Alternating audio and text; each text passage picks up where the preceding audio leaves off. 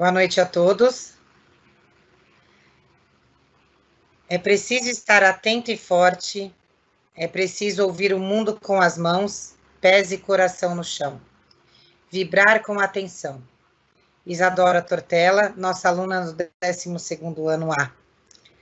Bom, meu nome é Andressa, sou professora de Biologia do ensino médio da nossa escola, faço parte da coordenação do ensino médio, do grupo de saúde e segurança voltado para o Covid. Esse grupo ele foi montado em março do ano passado pelas coordenações, núcleo de direção, gestão escolar, alguns pais da escola, né, médicos também. Essa live ela tem como objetivo sanar e minimizar as dúvidas e anseios levantados na live passada, né, que aconteceu no dia 26 de janeiro. E teve um olhar voltado mais para o lado pedagógico. E por esse motivo não foram respondidas diversas perguntas referente à transmissibilidade viral e os protocolos de segurança. Então, de acordo com isso, as coordenações dos graus, núcleo de direção, gestão escolar, convidaram a doutora Cristina Galafrio, médica infectologista, mãe da nossa escola, né, e que também participou da formação do grupo do Covid, para nos ajudar com algumas informações importantes nesse momento e responder as perguntas, né, que foram feitas no dia 26 na live, e algumas perguntas também que foram levantadas pela CP durante essas 2 semanas. Essa live ela vai até às 21 horas, né, às 9 horas da noite. Portanto, as perguntas que não forem respondidas ou dúvidas que surgirem durante a apresentação, eu peço, por favor, que vocês escrevam no chat, a professora Cláudia vai me ajudar, para serem respondidas posteriormente. Então, boa noite a todos, uma ótima live para todo mundo, e eu passo a palavra para a doutora Cris. Olá, boa noite a todos. Peço desculpas pelo atraso, porque eu estava com problemas técnicos aqui, mas vamos lá. Então, a Andressa vai me fazendo as perguntas e aí eu vou respondendo. Vamos lá, Andressa. Bom, então eu vou mandando por ordem, né, do que foram as perguntas que foram enviadas.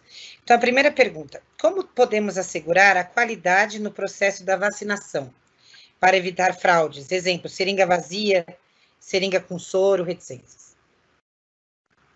Tá.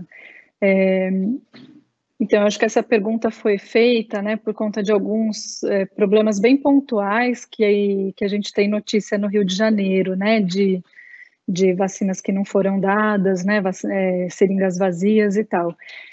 Normalmente, nos postos de saúde, eles já são treinados, já são acostumados a darem as vacinas do Programa Nacional de Imunizações, né, e eles sempre fazem o mesmo procedimento.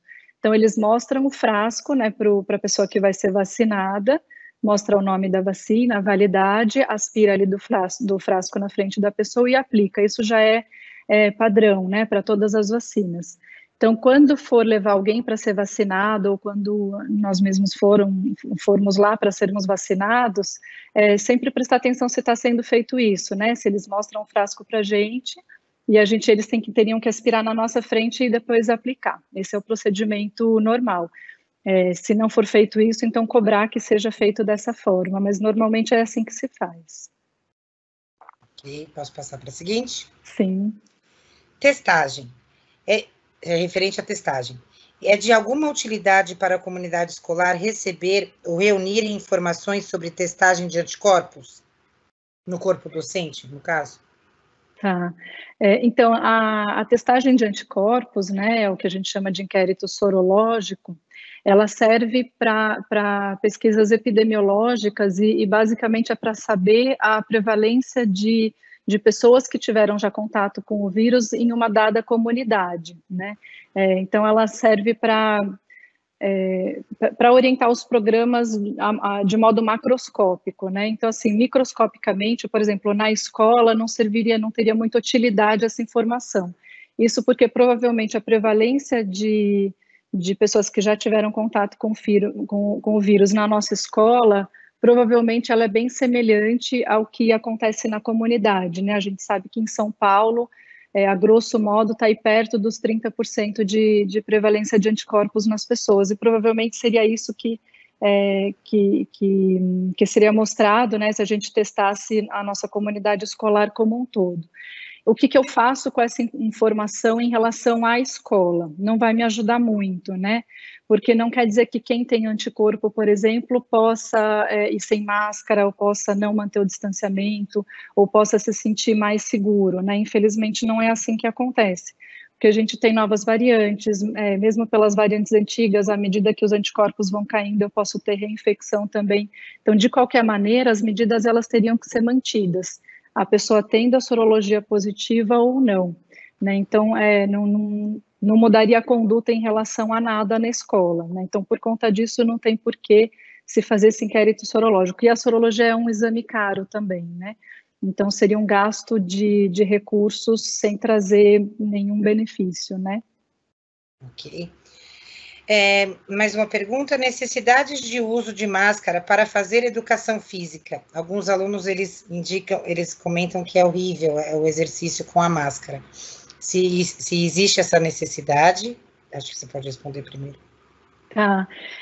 Então, a necessidade, ela existe pelo seguinte: quando a gente faz exercício físico, a gente fica mais ofegante, e nessa respiração mais rápida e mais profunda, a gente emite mais partículas, né, de respiração mesmo, e essas partículas, além de serem emitidas em maior quantidade, elas também vão mais longe, né?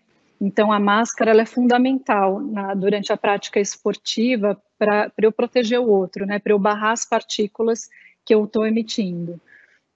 Então, ela incomoda, né? A máscara incomoda, enquanto a gente não estiver acostumado a fazer atividade física com ela, ela realmente vai incomodar, mas ela não traz nenhum prejuízo à saúde, né? Alguns tinham uma preocupação de se aumenta a concentração de gás carbônico ali quando se está usando a máscara. Isso já foi visto que não acontece, né? O gás carbônico é uma partícula muito, muito fina, assim, ela passa, o pano não vai reter o gás carbônico ali, né? O tecido não é suficiente para isso. Então, eu não tenho esse aumento da concentração de gás carbônico, quanto esse receio, dá para a gente ficar bem tranquilo. É só a questão que esquenta mesmo ali, né? Porque a gente está emitindo ali um ar quente, então ali a máscara barrando, ela realmente vai esquentar um pouco. E assim, não dá para deixar de usar, mas o que dá para a gente fazer, assim, o professor ir prestando atenção nos alunos, e se os alunos estiverem muito incomodados, o que se recomenda é reduzir a intensidade da atividade física para aumentar o conforto, né? Acho que é a única medida que dá para se fazer sem perder na segurança, né? É claro que se a gente estiver ao ar livre, eu diminuo também o risco de transmissão, mas se eu considerar que são vários alunos ali próximos, mesmo sendo ao ar livre, não é seguro eu ficar sem máscara. É diferente, por exemplo, se eu estiver jogando tênis, que tem um do lado da quadra, o outro do outro lado, aí não tem risco nenhum, né? A distância é muito grande entre os dois, são só 2 jogadores ali na quadra. Então, ali eu posso ficar sem máscara. Mas pensando numa atividade física escolar, todo mundo na mesma quadra, por mais que seja aberta, mas tem relativamente, né, um número maior de alunos e um espaço menor, então ali se recomenda que realmente se fique com a máscara.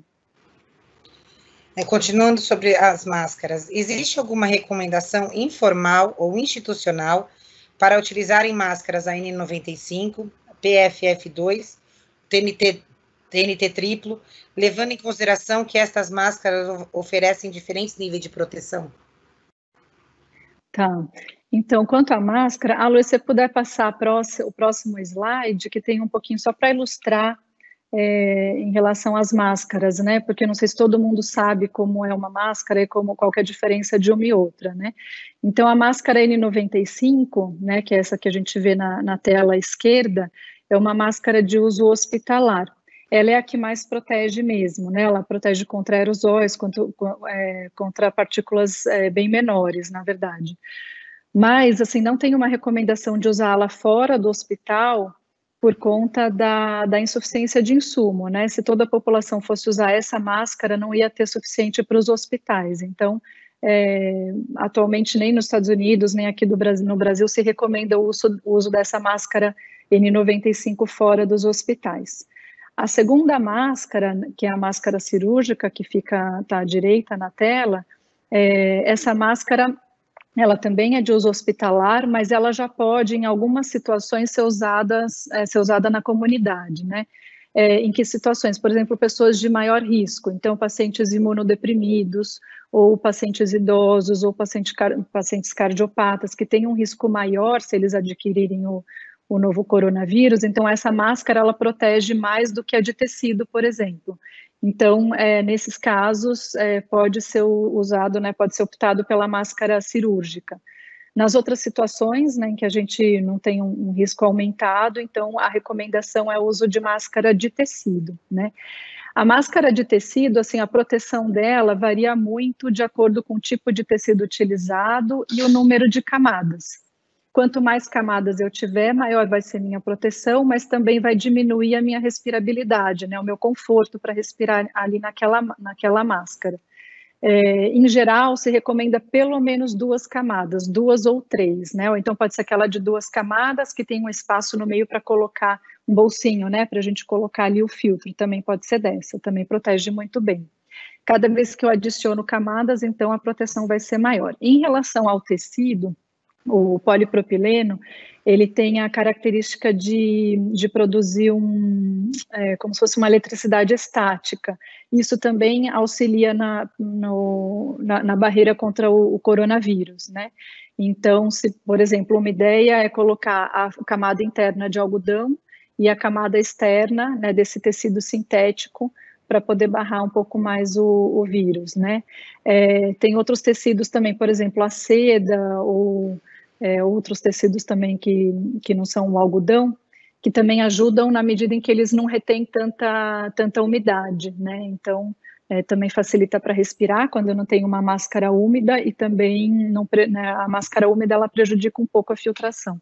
Então, a seda seria benéfica nesse sentido. Enfim, cada tecido vai ter um benefício, mas assim, em geral, mesmo sendo de algodão, 2 ou 3 camadas são suficientes, né? E só para ilustrar também o nível de proteção que a máscara de tecido dá, recentemente saiu até uma nova recomendação, né, no CDC, e eles fizeram testes, né, com diversos tipos de máscara e tal. E a máscara de tecido, ela chega a proteger da emissão de partículas, né, então enquanto eu estou usando de eu emitir as partículas, ela protege entre 50% a 70%. E essa variação é de acordo com o tecido que eu estiver utilizando. Quanto mais fechada a trama, maior a proteção, né? Então, pode chegar eventualmente até 70%. E a proteção pessoal, então, para quem está usando, qual que é a proteção da máscara de tecido, né? Antes a gente considerava que não tinha proteção quase nenhuma, mas hoje em dia também por esses testes se viu que até 50% ela protege também. Então, se eu tenho todo mundo utilizando, né, então eu diminuo a emissão de 50% a 70% por quem usa, e quem recebe ainda vai reduzir isso em pelo menos uns 50%. Então, a máscara de tecido, se todo mundo usar, pelo menos com 2 ou 3 camadas, ela tende a ser suficiente, né?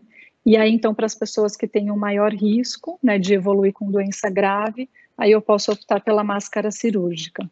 E aí, no 95, por enquanto, por conta só dessa questão de insuficiência de insumos, né, que se recomenda só para uso hospitalar mesmo. Luiz, se você quiser voltar para o slide anterior, por favor.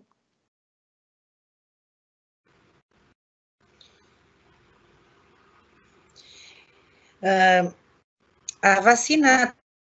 Não, desculpa. Poderia explicar mais sobre a nova cepa do vírus? Por que é considerada mais contagiosa? Tá. Então, assim, a gente tem algumas variantes, assim, o coronavírus, ou como todos os vírus, na verdade, eles vão sofrendo mutações ao longo do tempo, é uma característica dos vírus. Tem vírus que têm uma taxa maior de mutação, como é o caso do HIV, e tem vírus que têm uma taxa menor de mutação. Por incrível que pareça, o novo coronavírus, ele tem uma taxa menor de mutação. Mesmo assim, ele tem as mutações, né? E as mutações, elas acontecem de forma aleatória, mas é claro que aquelas que trazem vantagem adaptativa para o vírus é que acabam predominando, né? São selecionadas e acabam predominando na população.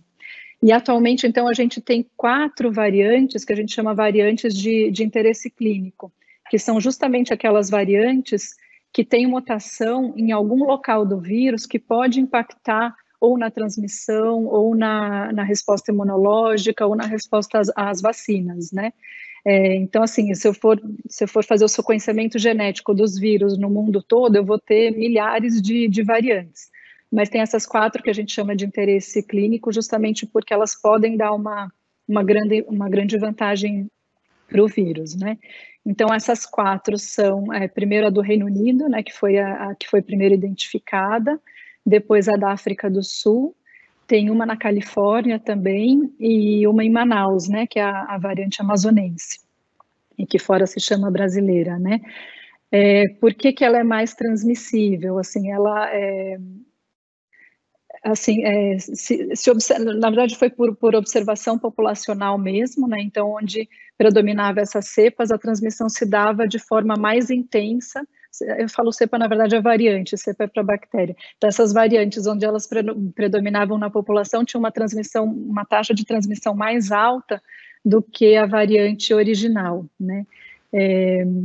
E agora, assim, em relação à gravidade, a gente ainda não sabe, né? Tem uma hipótese de que também elas talvez façam o paciente evoluir de forma mais grave, mas isso ainda não está muito bem estabelecido. Agora, a transmissibilidade dessas 4 cepas realmente parece ser maior. Não sei se eu respondi a pergunta. Continuando com essa nova cepa, e a variante, a vacina atual é eficiente diante das novas cepas encontradas? Tá. Então, a gente ainda não sabe como é que elas vão se comportar frente à vacina, né? Então, assim, as vacinas que a gente tem aqui no Brasil, a gente tem 2, né, já autorizadas. Então, a gente tem a Coronavac, que ela é feita com o vírus vivo inativado, né, o vírus vivo morto. Então, ele é o vírus inteiro.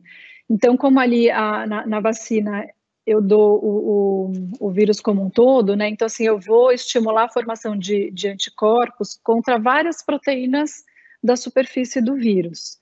Então, tem a principal proteína, que é a proteína spike ou espícula, que é a proteína justamente que o vírus usa para se ancorar na célula e invadir a célula. Né? E as vacinas foram feitas tendo como alvo justamente essa proteína, a spike. Né? E essas variantes todas que eu comentei, né, do Reino Unido, da África do Sul, a amazonense e a da Califórnia, elas todas têm mutação justamente nessa proteína spike, que é o alvo das vacinas, né? Então, pode ser que diminua um pouco a neutralização pelos anticorpos que a vacina induz. A gente ainda não sabe, mas realmente essa é uma possibilidade, né, que pode acontecer. Agora, voltando, então, na Coronavac, né, que é uma das vacinas que a gente tem aqui no Brasil, que é feita com vírus inteiro, né, inativado, como eu vou ter o estímulo para proteção de anticorpos contra outras proteínas do vírus, então, mesmo eu sendo infectada com uma variante que tem a mutação na spike, eu vou ter outros anticorpos que podem se ligar e prejudicar a ação do vírus, né? Se ligando em outras partes da superfície do vírus, né? Então, quer dizer, eu tenho a formação de anticorpos de forma mais heterogênea, de forma mais variada. Então, com isso, talvez eu tenha uma chance maior de formar anticorpo, de conseguir neutralizar as novas variantes também, né? A outra vacina que a gente tem aqui no Brasil já autorizada, que é a da Oxford, né, a AstraZeneca, a Shodox 1, essa vacina, ela tem um material genético ali, a receitinha, né, vamos dizer assim, para produção só da proteína spike. Então, eu só vou formar anticorpo especificamente contra a proteína spike. Então, pode ser que com as novas variantes eu perca um pouquinho de proteção quando eu uso a da Oxford, né? Mas tudo isso são possibilidades, a gente ainda não sabe, né, como é que elas vão agir, vão ter que ser testadas ainda. Mas, por outro lado, também essa vacina de Oxford, ela estimula a imunidade celular e a humoral. O humoral é anticorpo, né, ao passo que a de vírus inteiro, né, inativado, que é a Coronavac, a do Butantan, eu só estimulo a resposta imune humoral, só estimulo a formação de anticorpo. A gente sabe de outras vacinas que quando a gente tem tanto a imunidade humoral, né, os anticorpos, quanto a imunidade celular agindo em conjunto, a minha resposta tende a ser mais robusta e mais duradoura. Então, pode ser que esse aumento da robustez da resposta por conta da imunidade celular também agindo junto, pode ser que proteja um pouquinho contra a perda de eficácia para as novas variantes. Né, mas a gente basicamente vai ter que esperar para ver, né, ser testado. Essas novas variantes vão ter que ser testadas para essas vacinas. Obrigada, doutora. Mais uma pergunta: é fácil a contaminação pelos olhos? Então, a contaminação pelos olhos, ela pode acontecer. A gente sabe que o coronavírus, ele penetra, né, no nosso organismo por qualquer mucosa, né? Então, pode ser a mucosa oral, pode ser a mucosa nasal e pode ser a mucosa ocular também.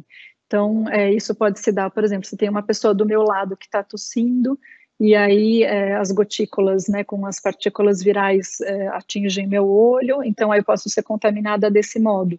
Ou, por exemplo, se tem uma superfície que está contaminada pelo vírus, eu estou com a mão nessa superfície, depois eu vou e coço o olho, sem fazer a higiene das mãos, então eu também posso me contaminar através dos olhos dessa maneira. Então, pode acontecer, sim. Ok. Só mais uma aqui, doutora, peraí. Estou tentando colocar por ordem, né? Para não. Tá. Bom.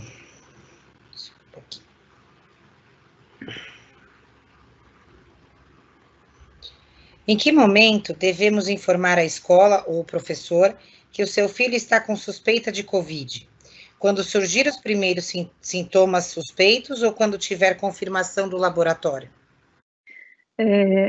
A escola deve ser informada a menor suspeita. Na verdade, logo que surge essa possibilidade, né, vamos supor, a criança começou com uma coriza, né, eu não sei se não é, mas assim, a menor suspeita, a escola tem que ser notificada, né, isso porque eu posso atrasar em alguns dias, né, aliás, eu posso transmitir durante alguns dias se eu espero para informar a escola só com a confirmação. Então, só para ficar mais claro.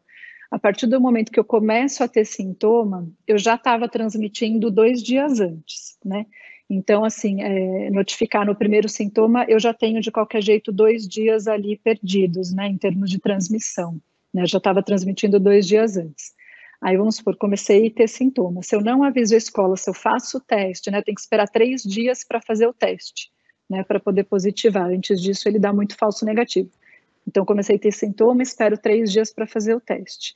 Faço o teste. Até ele vir o resultado, demora mais ou menos um dia, às vezes até mais do que isso. Vamos supor que eu vou num lugar que fica pronto rápido, sai no dia seguinte. Então, aí, além de perder os 2 dias iniciais, antes de começar o sintoma, eu perdi já mais 4 dias, né? E aí, se eu for avisar a escola só quando eu tiver a confirmação, então, eu fiquei transmitindo durante 6 dias, para depois notificar a escola e a escola tomar as medidas de proteção. Então, já perdi muito tempo e potencialmente já contaminei muita gente. Então, vale mais a pena. Comecei a ter sintoma, eu já notifico, pode ser que eu tenha transmitido nos 2 dias anteriores, e aí a escola vai cuidar disso, tem um protocolo já com isso em vista, mas pelo menos eu já fico isolada e evito a transmissão nos dias posteriores. É claro que com isso a gente vai deixar muito mais gente isolada, né, do que necessário. Muita gente vai ter um rinovírus, vai ter, enfim, algum outro vírus que não seja o coronavírus e vai ficar isolada, mas acho que a gente tem que né, pecar por excesso para poder ter essa segurança. Quais os cuidados que a pessoa que pega transporte público para ir à escola deve tomar? Trocar de máscara... essa, porque é continuidade, é outra pergunta. Ah, tá. Então, quando eu uso transporte público, né, a gente sabe que o transporte público, o problema é que fica muita gente junto, né, durante um certo tempo, né, num ambiente mais ou menos fechado, né, então, primeiro cuidado, assim, sempre usar máscara, jamais tirar máscara dentro do transporte público, de preferência, se for possível, deixar todas as janelas abertas, né, então, não andar de janela fechada, deixar de forma mais ventilada ali o ônibus, por exemplo, né, se eu estou indo de ônibus, metrô não tem muito jeito, mas se eu estou indo de ônibus, deixar as janelas abertas, eu procurar um lugar do ônibus que esteja mais vazio, dentro do possível, claro, e assim que eu descer do ônibus, eu higienizar as mãos com álcool gel, né, Então, com isso, eu já diminuo bastante o risco. Se todo mundo no ônibus usa máscara, também diminui o risco, né? E aí, depois, chegando na escola, então, não precisa trocar de roupa, tá? Quando chegar na escola. Porque, assim, a gente vai manter o distanciamento, né? As crianças não vão ficar se tocando, se abraçando, nem nada. Então, não tem necessidade de trocar de roupa quando chega na escola. Mas a criança pode, né, enfim, o funcionário que está indo para a escola de ônibus pode trocar máscara quando chegar na escola, né? Higienizar as mãos antes, trocar máscara, higienizar as mãos antes de colocar uma nova novamente.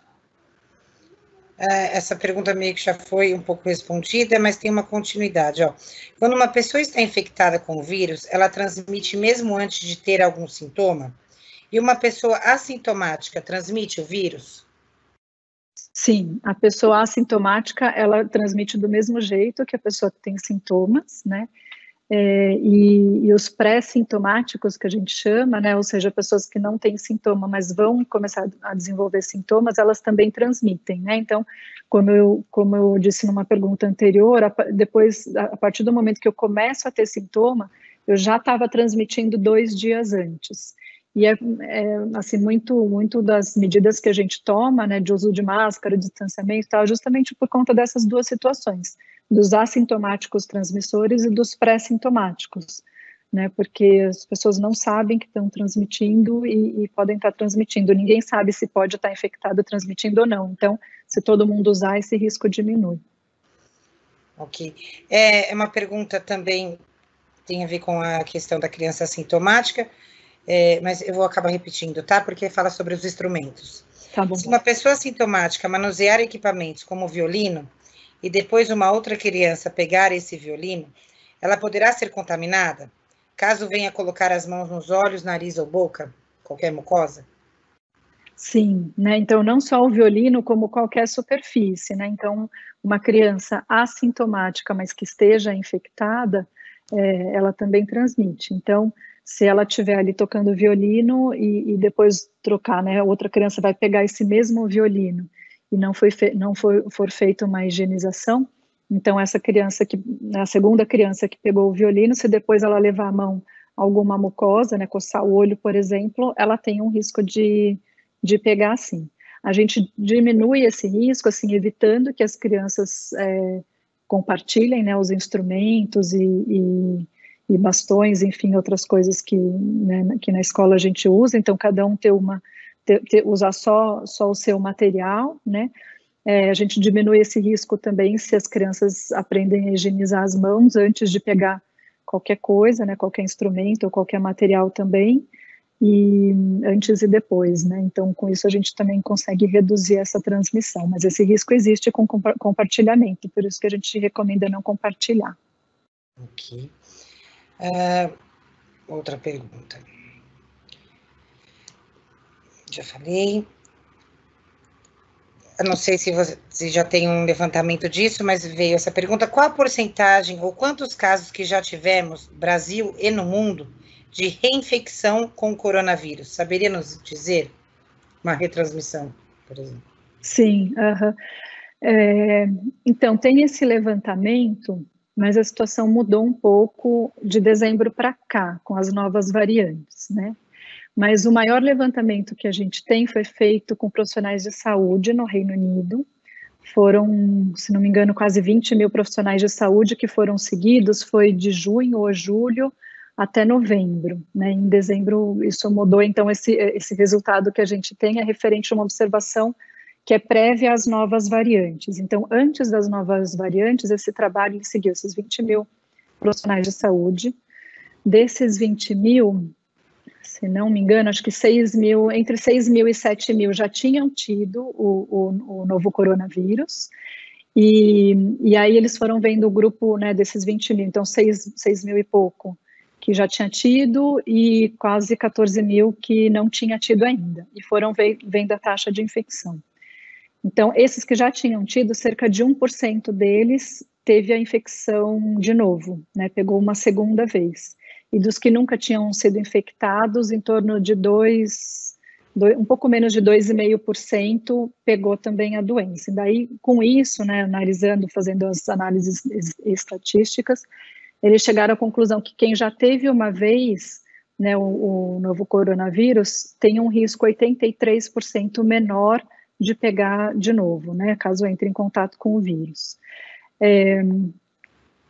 Mas isso assim, isso é antes das novas variantes, né? Parece que as novas variantes elas têm uma taxa maior, um risco maior de infectar quem já teve o novo coronavírus.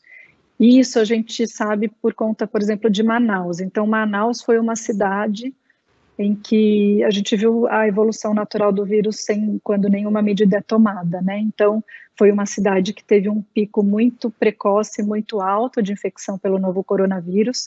A soroprevalência, né, ou seja, a presença de anticorpos na população, um pouquinho antes de novembro, estava perto de 70%, ou seja, teoricamente já estava atingida ali a imunidade de rebanho, então estava muito próximo disso.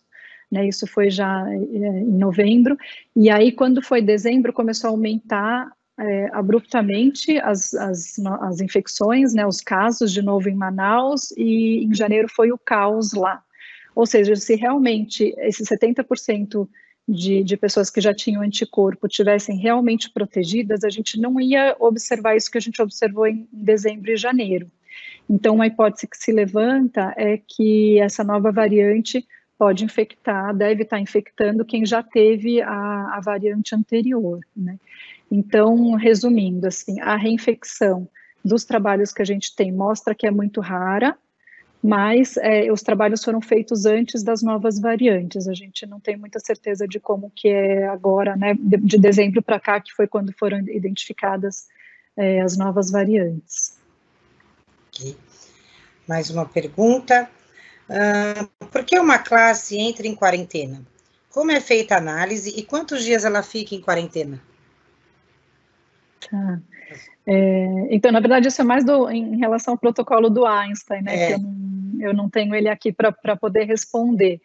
Mas, pelo que eu entendi, né, das reuniões pré-protocolo do Einstein, na verdade, assim, as crianças elas são divididas em pequenos grupos, né, em bolhas, e aí se alguém daquela bolha tem uma suspeita, por exemplo, então ela podia já estar transmitindo 2 dias antes, então pode ser que alguém da mesma bolha, ainda sem sintoma, possa ter pego, possa estar incubando, por exemplo. Então, por isso que quando uma criança suspeita, ela é isolada, toda a bolha é colocada em quarentena também, né?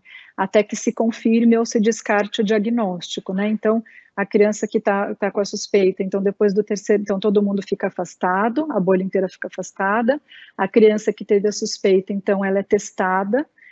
Se esse teste, então, vem negativo, aí depois volta, então, todo mundo, desde que a criança esteja também assintomática já, ela pode voltar, e se o teste der positivo, então toda a bolha continua afastada, né?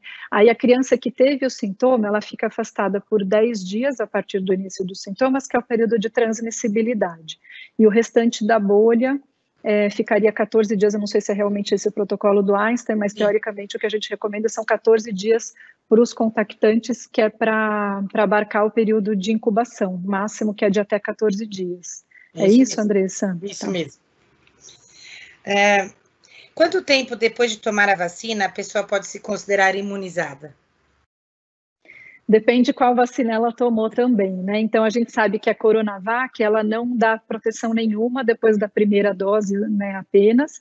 Eu tenho que esperar a segunda dose para daí eu ficar protegida, né? Então, assim, o intervalo entre a primeira e a segunda dose é de 2 a 4 semanas. Então, eu tomei a primeira dose, eu provavelmente não tenho nenhum anticorpo.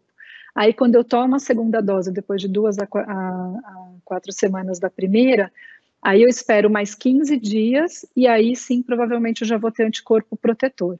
Então, no caso da Coronavac, seria mais ou menos 15 dias depois da segunda dose. Em relação à vacina da Oxford e da AstraZeneca, essa proteção ela já é dada a partir da primeira dose, né? Então, depois que eu tomo a primeira dose, então dali 15 dias mais ou menos eu já tenho um nível de proteção suficiente. né? E por que eu dou a segunda dose? Porque essa proteção, apesar dela ser atingida depois da primeira dose, ela não é sustentada depois do terceiro mês. Então, hoje em dia se faz a primeira dose, depois de 3 meses faz uma segunda dose, e aí sim a duração da proteção ela é mais prolongada. Temos mais uma pergunta aqui, e aí a gente pode ir para o chat, tá?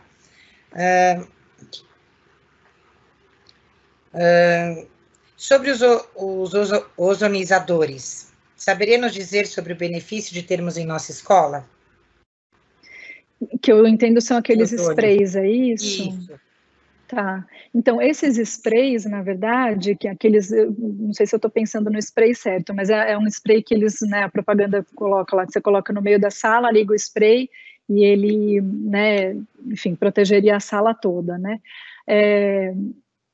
Ele realmente protege, assim, ele é feito de íons de prata, né, nanopartículas de prata.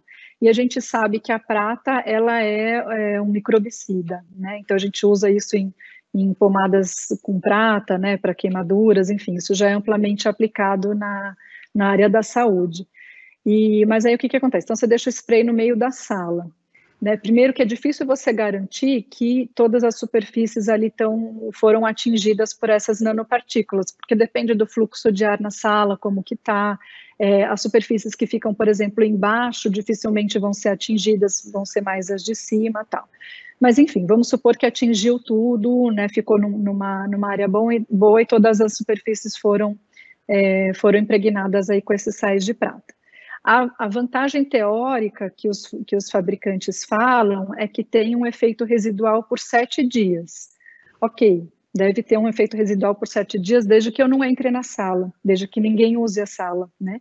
Porque a partir do momento em que eu coloco a mão em cima da mesa, eu já tirei essas nanopartículas, elas não estão mais ali, já não adianta mais, né? Então, eu vou ter que higienizar de qualquer jeito a cada uso a sala, né, a mesa. Então, vamos supor uma carteira de um aluno, tá lá, eu coloquei o spray, então ali ficou, os vírus ali foram mortos, e aí vem uma criança, então usa aquela mesa, né, coloca a mão em cima, se apoia em cima da mesa, ali onde ela se apoiou, ali onde ela colocou a mão, as partículas de prata já foram, não estão mais ali. Então, ali aquela superfície não está mais protegida. Então, quando essa criança vai embora, antes de outra criança vir usar a sala, eu vou ter que higienizar de novo aquela carteira, né? Então, quer dizer, não tenho vantagem nenhuma, se eu for usar a sala, não vou ter vantagem nenhuma em relação a outros produtos virucidas, né? Por exemplo, o álcool 70, quaternário de amônio, enfim, que são desinfetantes que a gente usa comumente, né?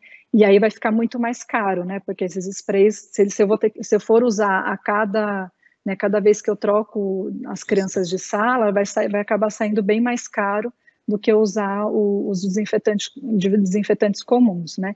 Então, assim, eu não vi usar em nenhum lugar, assim, não tem nenhum hospital que usa, né? Até perguntei ativamente, fui atrás, tal, porque eu vi que quando teve a outra live da escola, né, que surgiu essa dúvida, foi ativamente perguntar e nenhum hospital realmente utiliza isso, né? Justamente porque não traz nenhuma vantagem. Doutora Cris, você quer dar continuidade nos slides ou prefere as perguntas que foram colocadas aqui no chat? Deixa eu passar, então, só para a gente ver. É que eu fiz só um resuminho, vamos passar, daí a gente vai para as perguntas, então. Sim. Pode ser, Luiz? Acho que o primeiro é da máscara, pode passar por ele, que a gente já viu.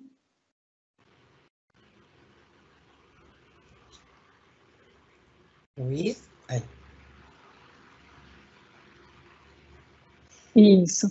Aqui, eu não sei como que a gente pode mandar depois esses 2 links, mas eu achei super interessante, porque são links do CDC, que eles dão ferramentas, né, para os pais terem como decidir se o filho, ficarem mais seguros nessa decisão, né, se o filho pode ir para a escola ou não pode ir para a escola, né.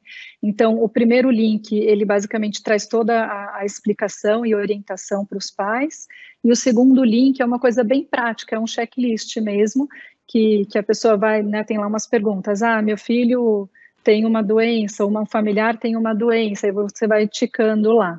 e aí no fim te ajuda a ter uma clareza maior na hora de decidir, estou mais seguro, né, meu filho tem pouco risco, eu posso mandar ele para a escola, né, ou então não, ao contrário, né, eu achei que meu filho pudesse ir, mas eu estou vendo que tem muita coisa aqui que não seria bom para ele, então é melhor ele ficar em casa. Então, eu achei que pode ajudar, né, a dar mais segurança nesse processo de decisão. Então, se por acaso interessar, depois eu posso mandar de alguma forma para vocês terem acesso. A única questão é que está em inglês, né? Talvez tenha em espanhol, eu não olhei se tem em espanhol. Muitas vezes no CDC eles colocam inglês e espanhol, pode ser que tenha também. Pode passar o próximo, Luiz, por favor. E aqui é só para comentar, né? Porque muitas das crianças, né? Até aqui em casa já me perguntaram várias vezes, mamãe, mas eu estou longe, né? Por que eu tenho que usar máscara, né? Então a gente usa para ilustrar essa estratégia do queijo suíço, que na verdade é uma estratégia que ela é muito utilizada na aviação, né? Então, meu irmão trabalha numa empresa aérea, até por acaso, e essa questão de segurança é muito séria, né, na aviação. Então, assim, qualquer medida que eu tome de segurança, seja em que área for, sempre vai ter uma falha. Pode ser uma falha intrínseca do método que eu estou usando, ou uma falha extrínseca, por exemplo, da pessoa que vai usar e não vai manejar da forma correta. Então, se eu coloco várias camadas ali de medidas de segurança, né, eu diminuo essas falhas. Então, imaginando um queijo suíço, né, por que é o queijo suíço? Cada fatia que eu tenho tem vários buracos, só que eles têm buracos em áreas diferentes da fatia. Se eu junto todas as fatias, né, vendo tudo em conjunto, eu não consigo transpassar, né, não consigo ver o outro lado do queijo, né, com essas fatias todas juntas. Então, quanto mais fatias eu tiver, menor vai ser o meu risco de ter falha de segurança, né? Então, por exemplo, por isso que eu preciso, né, o principal deles é não ir à escola se eu tiver sintomas, né? Mas qual que é a falha? 2 dias antes de ter sintoma eu já estava transmitindo. Então, tem um furo aí. Então, a segunda camada são as máscaras, né? Então, as máscaras, elas vão diminuir bastante a emissão de partículas e vão me proteger um pouco também, se eu estiver usando, mas ela também não é 100%. Então, tem furos em outros lugares, né? Então, aí eu vou usar mais uma camada, que é o distanciamento das outras pessoas de, no mínimo, aí 1,5 m, 2 metros, seria o ideal, uma terceira camada. E por aí vai, né? A higiene das mãos também ajuda bastante, evitar aglomerações também, e evitar saídas desnecessárias, né? Se a gente puder sair para aquilo que for preciso, então eu vou para a escola, mas eu não fico, né, indo no shopping, por exemplo, sem necessidade, né? Porque aí eu vou me expor desnecessariamente. Então, só para fazer essa imagem, por que precisa de tudo isso junto, né? Porque todas têm falhas, eu juntando tudo, aí eu me protejo mais. Pode passar, Luiz, por favor. E aqui é só para compartilhar, não sei se todo mundo teve acesso, foi um comunicado, né, da Associação Brasileira de Medicina Antroposófica sobre as vacinas, né, e se dizendo a favor, né, estimulando a vacinação da população contra o novo coronavírus, né, até porque é uma medida de saúde coletiva, mais do que individual também. Ok. Acho que tem mais um só. Isso, finalizando então. Só para dar os créditos, essas 2 pinturas do começo e do final foi da minha filha mais nova, da Marina. Eu peguei escondida porque ela odeia que eu coloque coisa dela. Doutora, acho que a gente pode seguir pelo chat? Vamos lá, vamos lá. Cláudia, você vai ler para a gente? Oi, posso ler sim, vamos lá. Então, estou colocando aqui por ordem. Gostaria de saber sobre o risco do uso de Uber pelo aluno que não tiver outra possibilidade. O trajeto é longo, cerca de 40 minutos. E se usar a máscara N95 durante o trajeto, poderia aumentar a segurança. Sim, a N95, ela com certeza aumenta a segurança, né? A única questão é a disponibilidade dessa máscara, né? Mas realmente ela protege mais. Se for um aluno que tem acesso, ele vai estar mais protegido. E no Uber também tem as medidas que a gente recomenda, né? Seja Uber, seja carona com outras pessoas também, né? Que não sejam da mesma família. Então, é manter os vidros abertos, né? Sentar no banco de trás, não logo atrás do motorista, mas ali mais do outro lado, se for possível. Usar máscara o tempo todo durante o trajeto, tanto o motorista quanto a pessoa que está utilizando o Uber, né? E fazer a higiene das mãos assim que sair do Uber, né? É um pouco parecido com o transporte público também. Talvez seja um pouco mais seguro porque não tem aglomeração de pessoas. Mas manter os vidros abertos, máscara e higiene das mãos. Doutora, tem algumas perguntas que entram um pouquinho já em coisas que você já respondeu, mas tem algum detalhezinho novo, então eu vou repetir, tá? Tá bom. As máscaras de pano estão se mostrando ineficazes para novas variantes. Não seria o caso de apenas utilizar as máscaras cirúrgicas?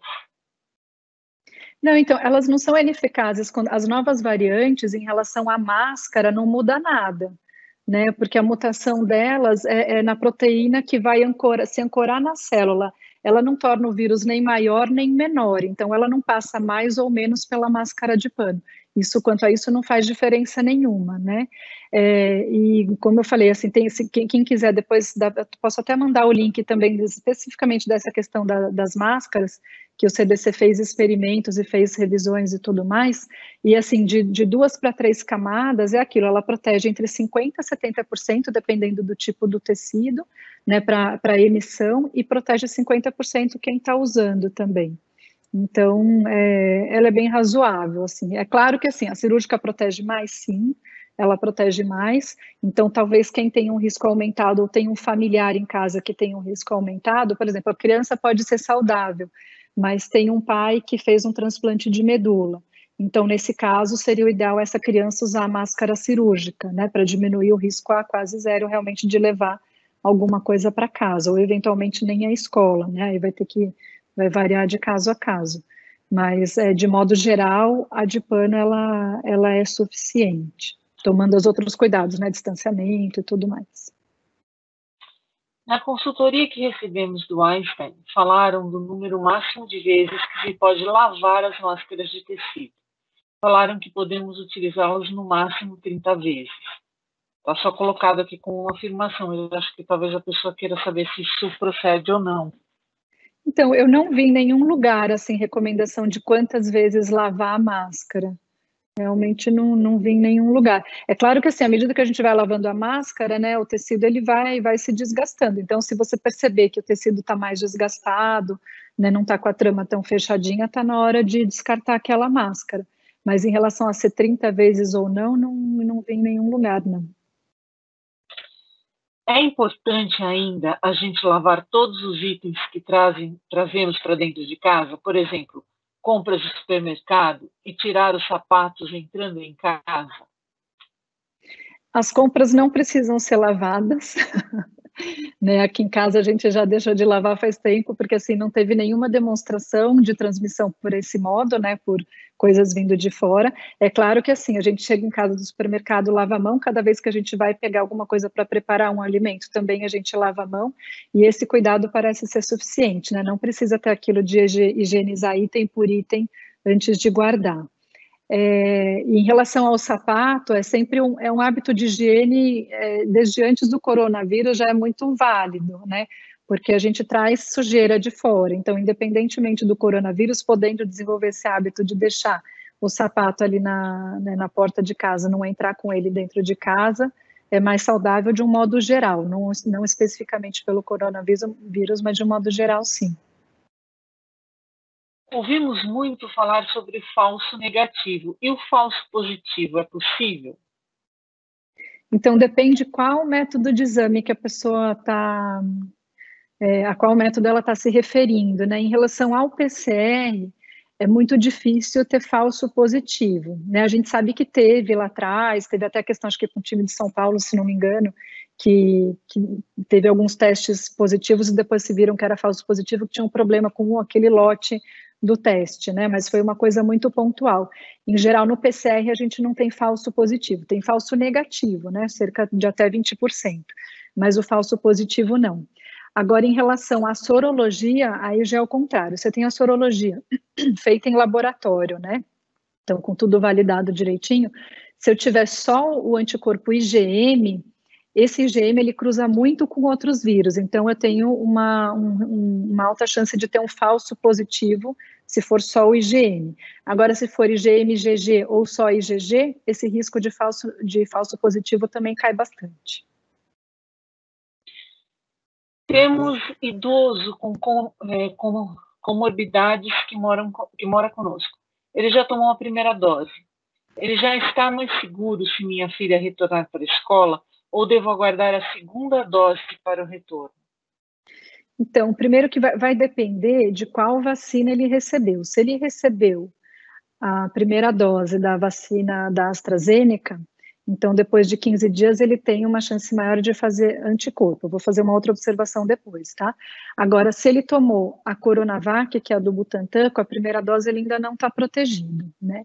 Agora, mesmo independentemente do tipo de vacina, a gente sabe que idoso responde menos a qualquer vacina, né? Seja de gripe, de hepatite A, enfim, de todas as vacinas, o idoso já tem um sistema imunológico um pouquinho mais desgastado, então ele responde menos em geral às vacinas. Então, o ideal seria esperar que as pessoas em volta tivessem vacinadas também para ter essa segurança maior. Só um pouquinho que eu não estou conseguindo mexer aqui. Então, peraí. Aqui foi, agora foi. Quem já teve pode pegar de novo e transmitir, pois quem já teve já acha que não precisa usar a máscara. Isso é uma coisa importante. Então, a reinfecção, né, como eu comentei, ela é rara, mas ela pode acontecer, né? E uma outra coisa interessante daquele trabalho que eu falei que foi feito com 20 mil profissionais de saúde no Reino Unido, é que as pessoas que se reinfectaram, mas que evoluíram de forma assintomática, elas também transmitiam o vírus. Então, por exemplo, a pessoa ela já teve, então ela se acha já protegida. Se ela não usa máscara, ela pode pegar de novo e transmitir para outras pessoas sem saber. Então, de qualquer modo, mesmo quem já teve, é recomendado que mantenha o uso de máscara e distanciamento social, as mesmas medidas do que quem não pegou ainda.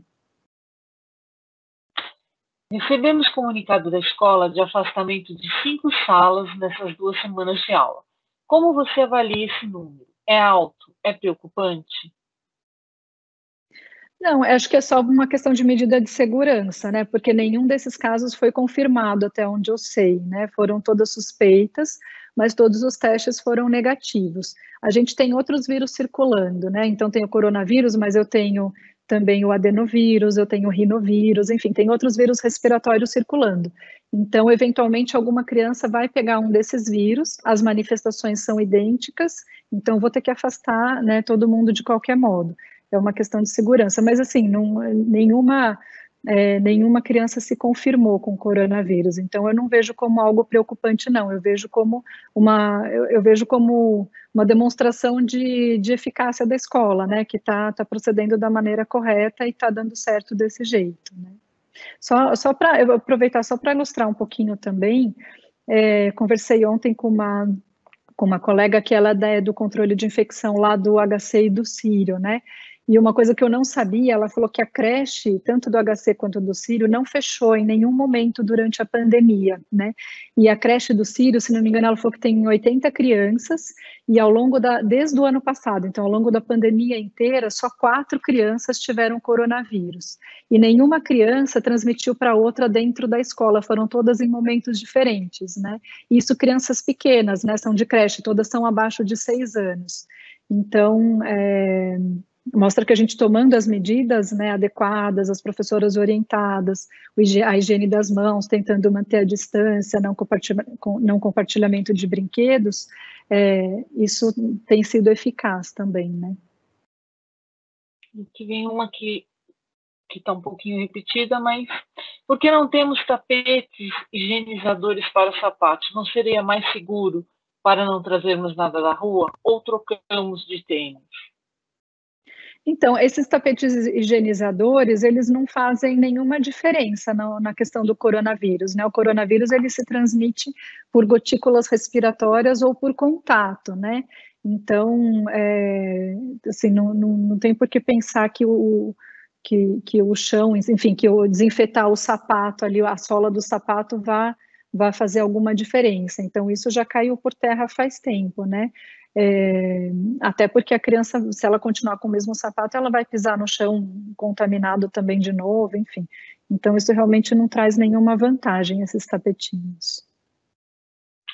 Como podemos orientar os alunos para que os protocolos tão necessários sejam de fato seguidos, mesmo fora da escola? Eu acho que exige um trabalho em conjunto dos professores e dos pais, né? Acho que cada família tem que orientar as crianças também, né? Então, questão de não ficar abraçando os colegas, né? Isso tem que vir também, além da escola, né, ter uma vigilância em relação a isso, orientando as crianças. Eu acho que os pais orientando também em casa, isso ajuda bastante.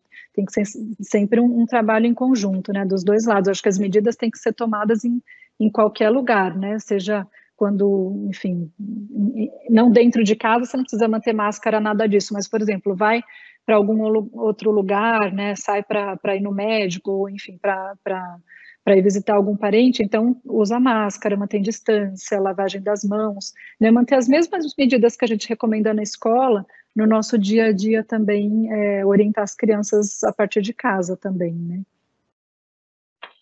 Se compartilhar é mais perigoso, por que está havendo educação física com bola, por exemplo?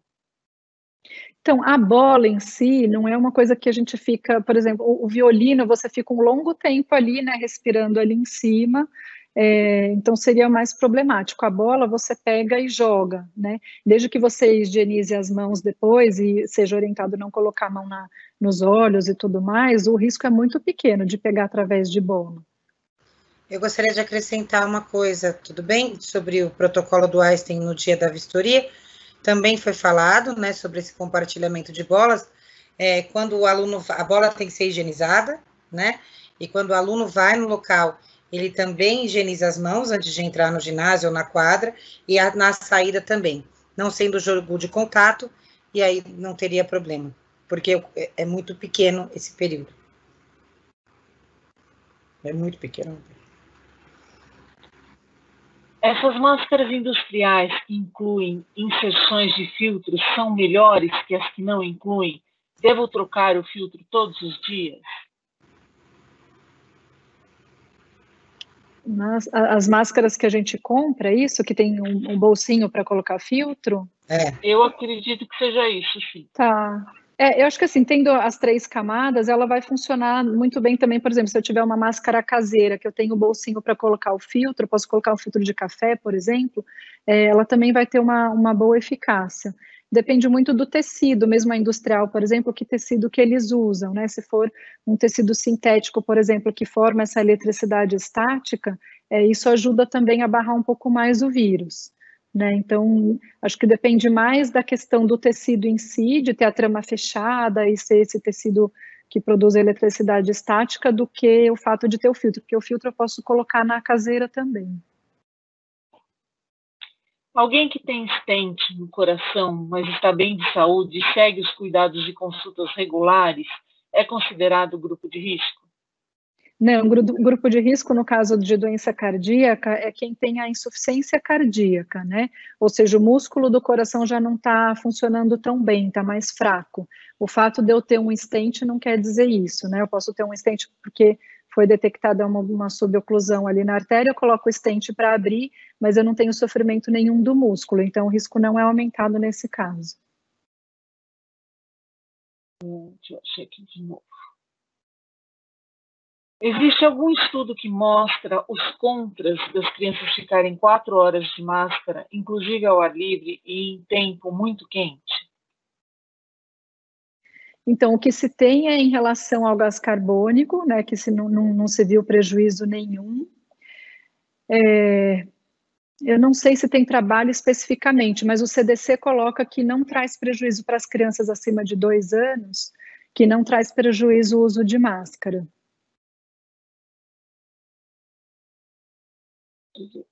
Voltou aqui, toda hora volta, peraí.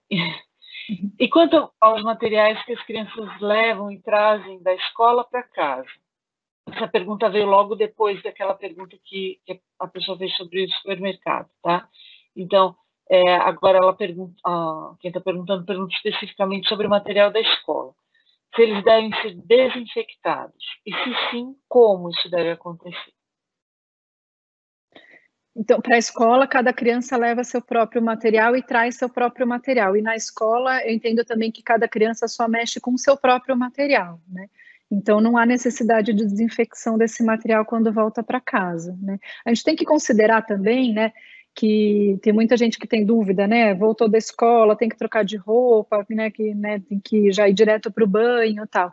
É diferente um ambiente hospitalar em que eu tenho uma concentração, uma potencial concentração de vírus ali muito mais alta do ambiente escolar, em que eu tenho todos esses protocolos de segurança e o risco de ter alguém infectado ali é mínimo, né? Então, não é o mesmo cuidado quando eu volto do hospital do que quando meus filhos voltam da escola, por exemplo, né? Não precisa ter esses cuidados extras, assim, né? De desinfetar todo o material, de ir direto para o banho, não precisa. Quem toma a vacina e cumpre todos os passos obrigatórios também pode transmitir? Sim, né? Então a gente sabe que, por exemplo, da Coronavac tem esses números já mais claros, por isso que eu vou falar dela, né? Que é a vacina do Butantan. Então, protege contra a doença grave muito bem, né? E essa é a grande vantagem dessa vacina. Então, reduz drasticamente a necessidade de internação e reduziu praticamente 100%, né, o risco de óbito, mas reduz pouco a chance de eu pegar e transmitir. Então, eu posso pegar, ter um quadro leve, né, e mesmo assim transmitir para outros, né. Então, eu, por exemplo, eu já recebi as 2 doses da Coronavac. Mesmo assim, eu tenho que continuar usando máscara, continuar mantendo o distanciamento, todos os cuidados, porque eu posso já estar protegida, mas eu posso transmitir para outros se eu pegar e ter um quadro muito leve e não perceber. Essa eu acho que você já completou, mas eu vou colocar porque eu acabei publicando. Sobre as reinfecções, quem já teve a variante da Inglaterra, existe informação sobre possibilidade de recontaminação por outra variante ou pela original? Então, a gente ainda não tem essa informação. A gente supõe que as reinfecções por variantes diferentes, que elas sejam mais frequentes, né? E o que ilustra, como eu falei bastante isso, é a história de Manaus, né?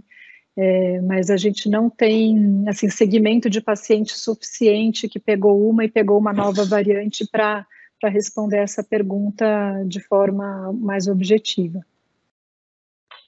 Com todos esses pontos colocados, você acredita que um dia voltaremos ao normal? Poderemos abraçar as pessoas, sair sem máscara? Se você acredita que isso irá acontecer, como você vê isso na linha do tempo? O que precisa acontecer? Acho que dá para dizer que eu vivo para isso. Eu acho que sim, a gente vai poder voltar a abraçar, né? Agora, quanto tempo isso vai demorar? Eu acho que talvez seja mais, sendo bem otimista, talvez para o final desse ano, assim, né? Porque a gente precisa, para isso, ter uma grande porcentagem da população vacinada, né, para diminuir a circulação do vírus, né? Então, a gente está vacinando primeiro os idosos, mas a gente sabe que eles não respondem tão bem à vacina, né? Então, mesmo eles só vão estar mais protegidos quando os jovens também forem vacinados, né? Isso vai demorar um pouco mais. A gente tem uma escassez no mundo, né, de vacinas, então, até a gente conseguir vacinar todo mundo, ou pelo menos uma parte suficiente da população, ainda vai demorar bastante, meses. Doutora, você acha que poderemos retomar nossas festas escolares, reuniões de classe e viagens a partir de quando, com segurança? Eu acho que as festas, imagino, é difícil responder, né, porque é tudo uma suposição, mas eu imagino que o ano que vem, talvez, né. As viagens de classe, quem sabe no segundo semestre, né, vamos ver. Mas difícil responder. Alguns alunos se sentiram inseguros na hora de comer o lanche na sala de aula por todos estarem sem máscara ao mesmo tempo. Existe alguma solução? Tem como diminuir o risco, né? Realmente, no momento em que está todo mundo sem máscara, tem um risco maior de ocorrer a transmissão. E é justamente esse o problema dos restaurantes, por exemplo. Qual que é a diferença? Nos restaurantes, além de estar sem máscara, as pessoas estão falando muito e estão circulando, então tudo isso aumenta o risco. Na sala de aula, para diminuir esse risco, então, o ideal é que cada criança fique em sua própria carteira e coma em silêncio, porque quando a gente fala, a gente emite mais partículas, né? O volume da voz também, quanto maior o volume da voz, quanto mais alto eu falo, mais partículas eu emito.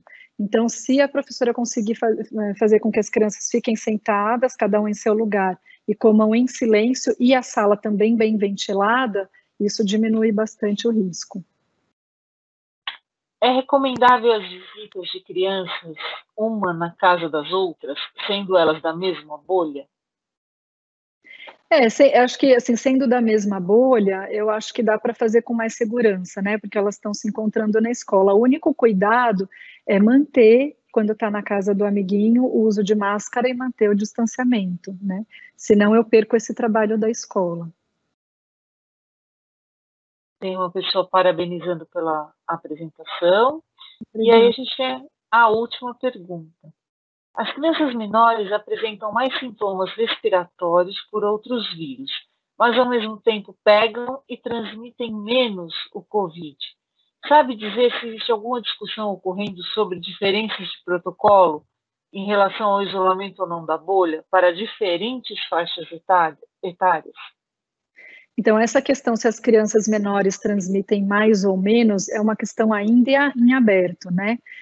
O próprio CDC coloca como a gente ainda não tem uma conclusão a respeito disso. Isso porque tem trabalhos mostrando uma menor transmissão, né? E tem trabalhos mostrando uma maior transmissão. Outros mostrando que crianças pequenas têm uma maior carga viral, outros mostrando que tem uma menor carga viral.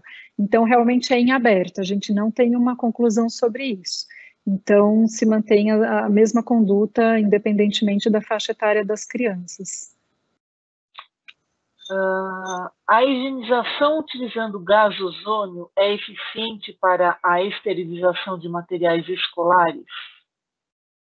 Não tem essa necessidade, assim, né?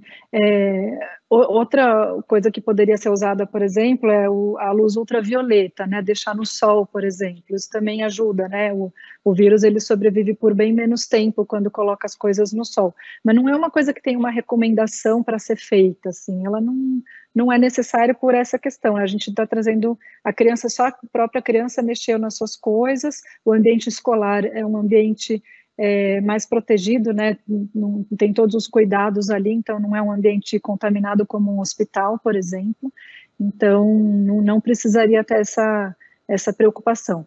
Mas se quiser, por exemplo, colocar assim, ozônio, acho que nem precisa providenciar ozônio, coloca no sol que o vírus também vai sobreviver, se tiver algum vírus, né, vai sobreviver menos ali naquela superfície.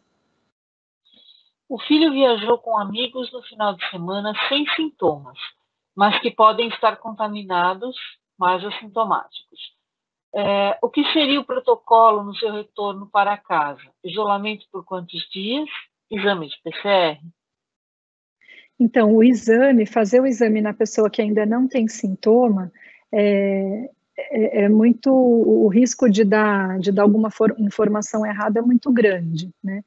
Porque enquanto ela está incubando, ela ainda não está eliminando o vírus, a não ser nos 2 dias anteriores à manifestação dos sintomas. Então, a testagem não é recomendada, né, nessa situação. E o isolamento, assim, se as duas, né, se ficou, né, no mesmo ambiente, sem máscara e muito próximo, eventualmente tem algum risco. Então, que é muito variável. Se tem, por exemplo, alguma pessoa de risco na mesma casa, o ideal seria que essa criança que voltou não fique perto, né? Pelo menos fique isolada dessa pessoa que está em maior risco, né? E aí, por quanto tempo, é uma incógnita, porque se a outra criança tiver com sintoma, aí eu sei que essa que voltou vai ficar 14 dias em isolamento. Agora, se a outra criança, porque pelo que eu entendi a pergunta é essa, né? A outra criança com quem ela viajou não tem sintoma nenhum. É só uma possibilidade que ela possa estar transmitindo. Então, você pode, vamos supor, esperar 2 dias, né? Porque a gente sabe que ela transmite enquanto pré-sintomática 2 dias antes, então espera 2 dias. Se a criança com quem ela viajou não começar a manifestar sintoma, então essa criança que foi viajar está liberada.